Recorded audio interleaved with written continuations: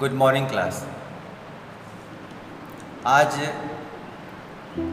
आप सभी लोगों के लिए आर्ट इंटीग्रेटेड प्रोजेक्ट हम दे रहे हैं और इस प्रोजेक्ट के अंतर्गत हमने बहुत से लेजेंड आर्टिस्ट, यूँ कह सकते हैं ग्रेट म्यूजिशियंस, या यूँ कह सकते हैं कि महान संगीतकार जितने भी हैं हमारे, वो हिंदुस्तानी शास्त्रीय संगीत के दिग्गज जिसको हम कह सकते हैं, उनको हमने लिया हुआ। तो मैं बारी बारी से एक एक संगीतकारों को उनके बारे में उनका थोड़ा सा परिचय देते हुए आपको बताने जा रहा हूँ। और इसके पहले कि मैं इनका परिचय दूँ, इनके बारे में थोड़ी सी बात बताऊँ, रश्मि मैम जो इस स्क्रैप बुक लेकर के मेरे पास बैठी हैं, वो बारी बारी से आपको खोल करके उनके चित्रों को, उनके तस्वीरों को दिखलाती जाएंगी और वो किस प्रसिद्ध वाद्य यंत्र को बजाते हैं और किसके लिए वो विश्वविख्यात हैं। ये हमारे ग्रेट म्यूजिशियंस, उनके बारे में चर्चा करते हैं थोड़ा सा। और फिर इसके बाद आपको लेफ्ट हैंड साइड में जो उनकी तस्वीर लगी हुई है, उसके राइट हैंड साइड के पोर्शन में जहाँ पर हमारा स्पेस है, जगह छूटी हुई है, वहाँ पर उनके बारे में आपको लिख करके मैम के पास, रश्मि मैम पास ला करके जमा करना है। तो आइए शुरू करते हैं। पहले हमारे ग्रेट म्यूजिशियन, हिंदुस्तानी क्लासिकल म्यूजिक के विद्वान पंडित रविशंकर, प्रमुख वाद्य इनका सितार है और सितार वादक होने के साथ साथ ये मशहूर सिंगर भी हैं, गाते भी थे और ग्रेट म्यूजिशियन तो हैं भी और साथ साथ में गाने भी कंपोज करते हैं। इसीलिए पंडित रविशंकर जी को the God father of world music के नाम से जाना जाता है। इनका जन्म 7 अप्रैल 1920 को वाराणसी में हुआ था और इनकी मृत्यु 11 दिसंबर 2012 को कैलिफोर्निया में हुआ था। और इनको भारत सरकार ने भारत रत्न 1999 में, ग्रैमी पुरस्कार 2013 में और पद्म भूषण 1967 यानी कि 1967 में प्रदान किया था। और अब दूसरे जो हमारे महान संगीतकार, प्रसिद्ध और विश्वविख्यात जो हिंदुस्तानी शास्त्रीय संगीत के दिग्गज हैं, उनका नाम पंडित हरिप्रसाद चौरसिया। प्रमुख वाद्य इनका बांसुरी और इनका जन्म 1 जुलाई 1938 को प्रयागराज में हुआ था। भारत सरकार ने इनको सन 2000 में पद्म विभूषण, सन 1992 में पद्म भूषण और ऐसे अनेकों इनको पुरस्कार से सम्मानित किया। और इसीलिए हरिप्रसाद चौरसिया जी को ये कहा जाता है कि जब ये अपना बांसुरी वादन करते थे तो सभी के सभी लोग आकर्षित हो जाते थे और बड़ी तल्लीनता से इनको सुनते थे। फिल्मों में भी इन्होंने बहुत सारा म्यूज़िक दिया। और अब हम आपको जो अगले संगीतकार के बारे में बताने जा रहे हैं, उनका नाम पंडित जाकिर हुसैन साहब। इनको तबले की आवाज़ के जादूगर के नाम से जाना जाता था। इनका जन्म 9 मार्च 1951 को हुआ था और इनके पिता मशहूर तबला वादक कुरैशी अल्लाह रखा खां साहब थे। इसका तात्पर्य हुआ कि इनके पिता अल्लाह रखा खां साहब ही इनके गुरु थे। और भारत सरकार ने इनको भी 1988 में पद्मश्री, सन 2002 में पद्म भूषण और सन 1990 में संगीत नाटक अकादमी पुरस्कार और सन 1992 में ग्रैमी अवार्ड से इनको सम्मानित किया। और यहाँ पर बताना बहुत ही आवश्यक है कि महज ये 37 वर्ष के थे और इस उम्र में यह पुरस्कार पाना यह बहुत बड़ी उपलब्धि थी, क्योंकि ये सबसे कम उम्र के कलाकार थे, सबसे कम उम्र के दिग्गज थे और इस उम्र में ये पुरस्कार पाने वाले सबसे कम उम्र के कलाकार थे। इसलिए पंडित जाकिर हुसैन साहब तबले की आवाज़ के जादूगर कहे जाते हैं। और अब आप आइए, आपको अगले संगीतकार से परिचय कराते हैं और उनके बारे में आपको जानकारी देते हैं। और देखिए, आपका पेज आपके सामने है और ये पंडित अमजद अली खां साहब हैं। सरोद वादक होने के साथ साथ ये महान संगीतकार भी हैं। इनका जन्म 9 अक्टूबर 1945 में हुआ था और ग्वालियर में हुआ था। अच्छा, यहाँ पर बताना बड़ा आवश्यक है आप सभी लोगों के लिए कि पहले ये ईरान का लोकवाद्य रबाब हुआ करता था, लेकिन फिर भारतीय संगीत के अनुकूल परिवर्तित कर इस वाद्य का नाम सरोद रख दिया गया, अर्थात इसका जो नामकरण कर दिया गया वो सरोद के नाम से जाना जाने लगा। और पंडित अमजद अली खां साहब को भारत सरकार ने अनेकों पुरस्कार से सम्मानित किया। रोस्टम पुरस्कार, यूनेस्को पुरस्कार, कला रत्न पुरस्कार, पद्मश्री, पद्मभूषण, पद्म विभूषण और संगीत नाटक अकादमी पुरस्कार, इन सभी पुरस्कारों से भारत सरकार ने इनको सम्मानित किया।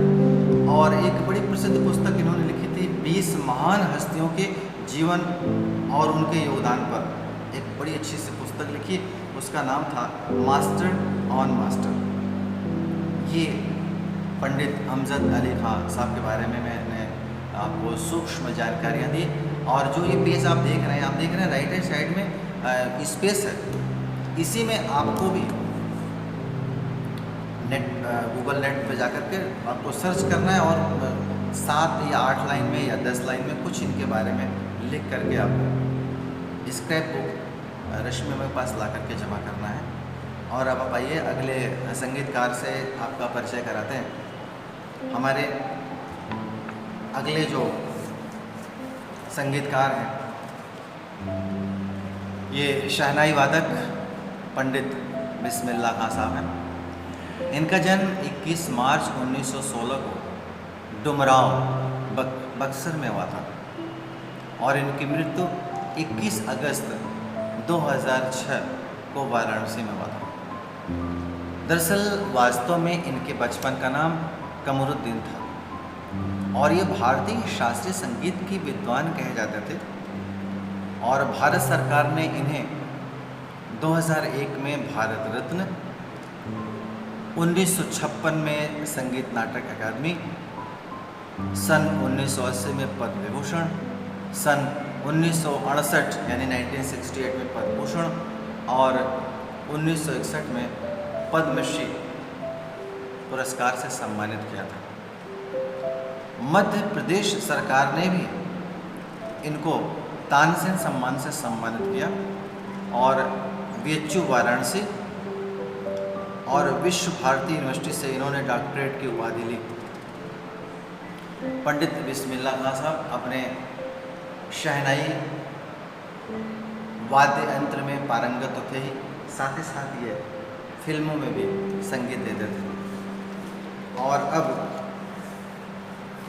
मैं अगले संगीतकार के बारे में बताने जा रहा हूँ। ये बड़े ही मशहूर हारमोनियम वादक, हारमोनियम अपनी क्लास में आप देखते थे बजते हुए। इनका नाम पंडित तुलसीदास। पंडित तुलसीदास एक भारतीय संगीतकार हारमोनियम वादक तो थे ही, साथ ही साथ ये शास्त्रीय संगीत पर भी संगत करते थे और फिल्म में भी म्यूज़िक देते थे और ये ख़ास तौर से रीड आर्गन प्लेयर भी थे। तो ये मशहूर संगीतकार के साथ साथ रीड आर्गन प्लेयर भी थे और इनको भी भारत सरकार ने 2016 में पद्मश्री पुरस्कार और संगीत नाटक अकादमी पुरस्कार से सम्मानित किया था। और इनकी मृत्यु 29 सितंबर 2018 मुंबई में हुआ था। और अब आपको अगले संगीतकार के बारे में बता रहे हैं। एकॉर्डियन आपको बता दें कि सबसे पहले बताऊं कि एकॉर्डियन जो हमारा होता है ये मेघालय के लोक वाद्यों में भी, लोक गीतों में भी लोकवाद्य के रूप में प्रचलित है। और जब वहाँ के कलाकार लोकगीत गाते हैं, उनके कलाकार लोक नृत्य करते हैं, तो एकॉर्डियन का बड़ा ही अच्छा प्रयोग होता है। तो भारतीय शास्त्रीय संगीत में तो प्रयोग होता ही होता है, सुगम संगीत में प्रयोग होता है, फिल्म में भी प्रयोग करते हैं, लेकिन ये मेघालय के वाद्य यंत्रों में भी इसका प्रयोग बहुत अच्छे से करते हैं। और इनका जन्म 2 फरवरी 1972 में हुआ था।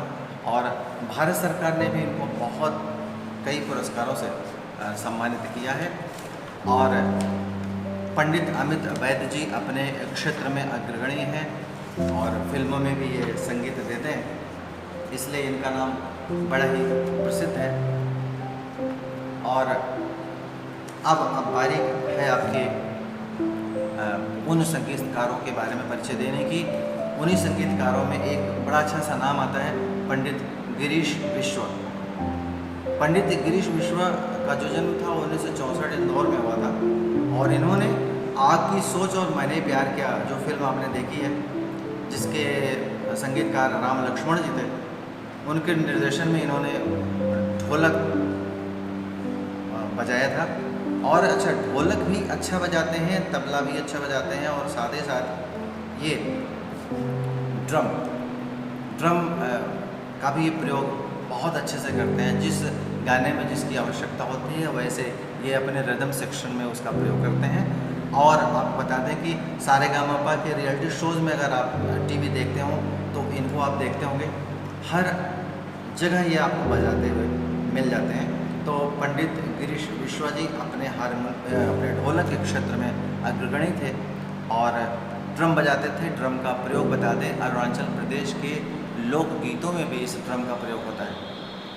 तो मैंने आपको बताया कि जैसे पंडित हरिप्रसाद चौरसिया जी को जो बांसुरी वादन मैंने आपको बताया था कि बांसुरी वादक थे, संगीतकार हैं।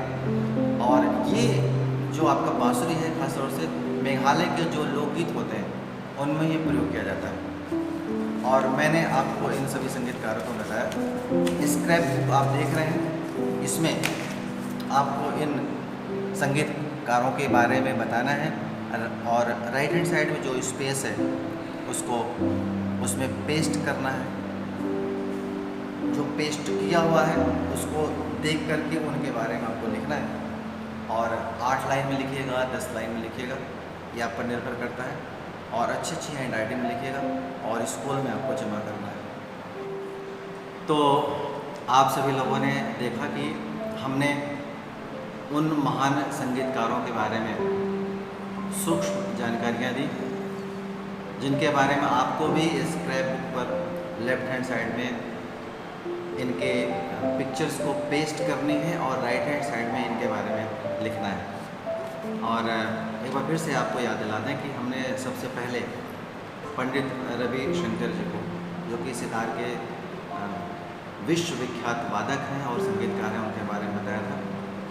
और इसके बाद मैंने आपको बताया था कि बांसुरी के क्षेत्र में जिनका कि प्रमुख वाद्य है, जो संगीतकार हैं, महान संगीतकार हैं, पंडित हरिप्रसाद चौरसिया जी। बांसुरी के बारे में बता दें कि मेघालय के जो लोकगीत हैं, उनके जो कलाकार लोक नृत्य करते हैं, उन लोक नृत्यों पर जो भी लोकगीत गाए जाते हैं, उन लोकगीतों में बांसुरी प्रमुख रूप से प्रयोग किया जाता है। ये खास बात है, क्योंकि आर्ट इंटीग्रेटेड प्रोजेक्ट है, तो इसमें हमें सिर्फ करना पड़ेगा कि ऐसे कौन कौन से सारे तो नहीं, लेकिन जो मैं बता रहा हूँ इनको ज़रूर इनका जिक्र करना पड़ेगा, इनके बारे में बताना पड़ेगा कि ये मेघालय या फिर अरुणाचल प्रदेश में किन किन लोकगीतों में बजाया जाता है, इनका जिक्र करना पड़ेगा।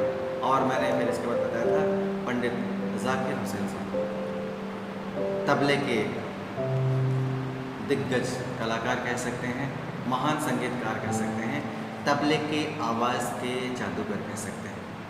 और इसके बाद पंडित अमजद अली खां साहब, जो सरोद के विश्वविख्यात वादक हैं और महान संगीतकार भी हैं। और इसके बाद मैंने आपको बताया था पंडित उस्ताद बिस्मिल्लाह खां साहब, शहनाई के प्रमुख और विश्वविख्यात वादक ये थे। और फिर इसके बाद मैंने बताया था पंडित तुलसीदास जी को, जो कि हारमोनियम के लिए संगीतकारों में तो प्रमुख नाम इनका जाना ही जाता था, खासतौर से रीड आर्गन प्लेयर भी थे, तो ये बड़ी ख़ास उपलब्धि थी इनके लिए। और इसके बाद मैंने आपको बताया था कि पंडित अमित वैद्य जी, जो कि एकॉर्डियन के प्लेयर थे। तो एकॉर्डियन आपको बता दें कि एकॉर्डियन भी अरुणाचल प्रदेश के जो लोकगीत होते हैं, उन लोकगीतों पर संगत करने के लिए एकॉर्डियन का प्रयोग होता है। और अपने आप दादा दादी से पूछेंगे, आपको लोग शायद पता नहीं है कि एकॉर्डियन का प्रयोग फिल्म आशा आई थी, बहुत पुरानी फिल्म थी, तब शायद आप पैदा ना हुए हों, तब की फिल्म थी। वहाँ एकॉर्डियन का बड़ा अच्छा सा प्रयोग किया गया था। शीशा में दिल आखिर टूट जाता था, एक गाना लता जी का गाया हुआ था, और वहाँ पर फिल्म आया गया था। वहाँ पर एकॉर्डियन का बहुत अच्छा प्रयोग किया गया था। तो एकॉर्डियन जो है मैंने आपको बताया कि एकॉर्डियन का प्रयोग लोकगीतों पे संगत के लिए किया जाता है, सुगम संगीत के गानों पर किया जाता है, और फिर फिल्म के क्षेत्र में भी इनका प्रयोग किया जाता है। और इसके बाद अंत में जो सबसे प्रमुख संगीतकार थे और सबसे प्रमुख वादक के रूप में जिनका नाम हम सभी जानते हैं, लिटिल चैम्प्स हो, जिनको जूनियर्स हम लोग समझते हैं, सीनियर्स, जो हमारा रियलिटी शो सारे गामा है, उसमें आपको ढोलक बजाते हुए, तबला बजाते हुए, ड्रम बजाते हुए दिखलाई देते हैं। उनका नाम है पंडित गिरीश विश्वा जी। ये बहुत अच्छे कलाकार, बहुत अच्छे वादक, और ये ड्रम भी उतना अच्छा बजाते हैं। तो ड्रम बता दें, ड्रम भी हम लोगों को अरुणाचल प्रदेश के लोकगीतों में प्रमुख रूप से लोकवाद्य के रूप में जाना जाता है। ये हमने आपको सारे एक बार फिर से हमने आपको याद दिला दिया। फिर से याद दिला दें, स्क्रैच पर लेफ्ट हैंड साइड में पेस्ट करना है, और राइट हैंड साइड में आपको इनके बारे में जानकारियाँ देनी है। 8 लाइन या 10 लाइन में। भाषा का कोई प्रतिबंध नहीं है, आप हिंदी में भी लिख सकते हैं और इंग्लिश में भी लिख सकते हैं। और ये नेक्स्ट ट्यूसडे, यानी कि आज देख लीजिए, आज मेरे ख्याल से फर्स्ट ट्यूसडे, तो नेक्स्ट ट्यूसडे आप लोग 1 हफ्ते का समय पा रहे हैं। इसमें आपको प्रोजेक्ट स्कूल में ला करके जमा करना है, और ये प्रोजेक्ट क्लास 6 से लेकर के क्लास 8 तक के लिए है, प्लस क्लास 10, चलिए ठीक है, क्लास 6 से लेकर क्लास 10 तक ये प्रोजेक्ट है। आपको ला करके स्क्रैप को ला करके रश्मि में आपको देना है।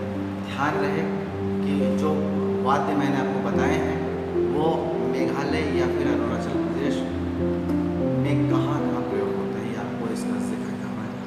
बस आज इतना ही, और आप सभी को एक बार फिर से आज के शुभ दिवस की बहुत बहुत शुभकामनाएं। Thank you very much students, good day, have a nice day to you all, thank you.